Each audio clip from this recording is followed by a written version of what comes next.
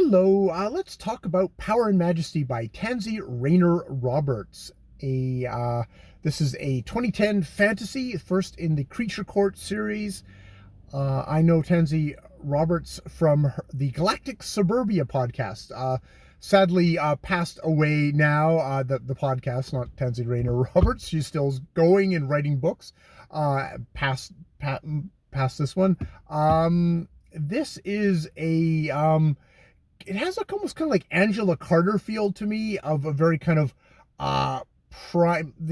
primal, all the participants in the novel are kind of almost like lost boys and lost girls.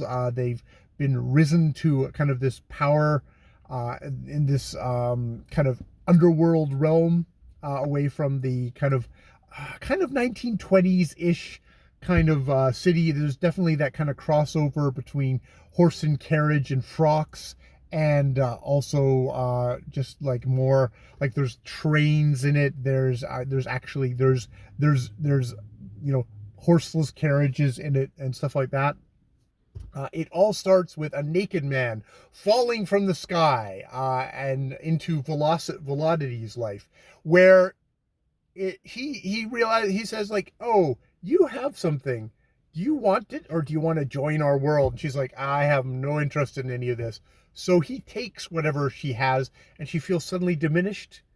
And then we jump about 10 years, where there's a battle in the sky, and this same naked young man is eaten by the sky, and his powers are returned to Velocity here, and to his male lover. And chaos ensues. Where someone is going to be the power and majesty over this kind of hidden shadow realm, which has all these very kind of dramatic people in very dramatic clothing. And Velocity is sort of the adult in the room. She hasn't grown up. She hasn't had her kind of childhood, adolescence taken away from her, so she's had a chance to mature. So it actually kind of makes her kind of a Wendy to the Lost Boys, in a sense. There is this very much that kind of a feel to the book. It's, she has some best friends. There is sexual assault. There's a sexual assault in the book that actually perpetrated against one of those friends, and we see kind of the ramifications of that. We don't see the depiction of the sexual assault. It's not that kind of a book, but we do see kind of ramifications and how that person's life has shrunk down to just like the house that they have. I think where I get the kind of like the infernal dream machines of Dr. Hoffman, which is an Angela Carter book, vibe from this, is that what happens up in this in this kind of other realm that people in the regular world of balls and kind of in infightings and all the lots of festivals that happen in this kind of quasi-Romanish 1920s kind of world. It has ramifications in the real world when they lose a battle. Like a couple of the young women come from like another city, and that city, there they lost the battle and the whole place is just erased. But it's not erased like, oh, what happened to that place? It's like erased like it never existed. So Velocity had a fiance who just suddenly vanishes one night, but the whole city vanishes, and the memory of this person vanishes, and there's just kind of an empty hole there. So when she gains her powers, she gains memories back, and suddenly she is mourning something that happened like 10 years ago.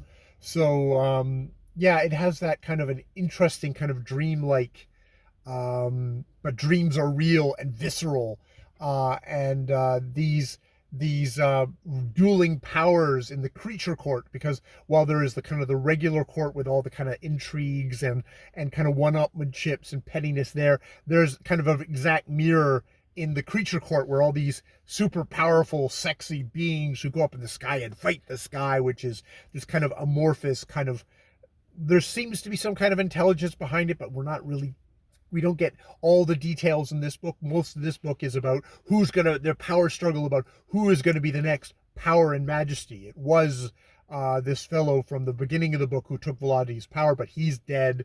And now it's like, oh, power vacuum, and who's going to get in there?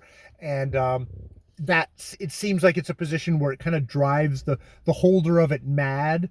Like ultimate power corrupts absolutely, and they become vicious, and they torture people. They tortured the other fellow in there, and is kind of really twisted that way. So it's got a lot of interesting politics, not politics, but interesting kind of interpersonal, heightened kind of melodramatic stuff. I think I also got the kind of the sense of kind of serialized, kind of dramatic kind of fiction of like like maybe Victor Hugo or stuff like that. I know Rayner is like a fan of Victor Hugo, and there's kind of that kind of an influence in there too, which is a lot of fun. It's less literary than it is kind of pulpy in that sense of the world, even though the writing is really, really well done and really clear. Yeah, so yeah, I really enjoyed the first book in the trilogy, and I've gone out and I bought the next two books in it, which it took a little while for them to get finished, but they are, I believe it is a full set now, so I'm really looking forward to kind of going in and getting the rest of this, reading the rest of this series. Rayner's, I bought this book way back in the day when Galactic Suburbia was probably still putting out episodes, but I never got around to it. It's funny how I seem to, like, with authors, if I know them, I feel like I need to have a little bit of distance before I then go into the work, because I'm either going to be disappointed with the work and that's going to interfere with my enjoyment with them as a podcaster, or yeah, or else I'm going to be kind of like, oh, I'm going to have to be kid's glove or something like that if I was going to talk about it. Maybe if I hated this, I just would kind of quietly put aside. She's also on Goodreads. I would recommend her on Goodreads. She led me to some very great, some really good book picks there as well. So yeah, all fun. All right, I will leave it there. That is Power and Majesty by Tansy Rayner Roberts.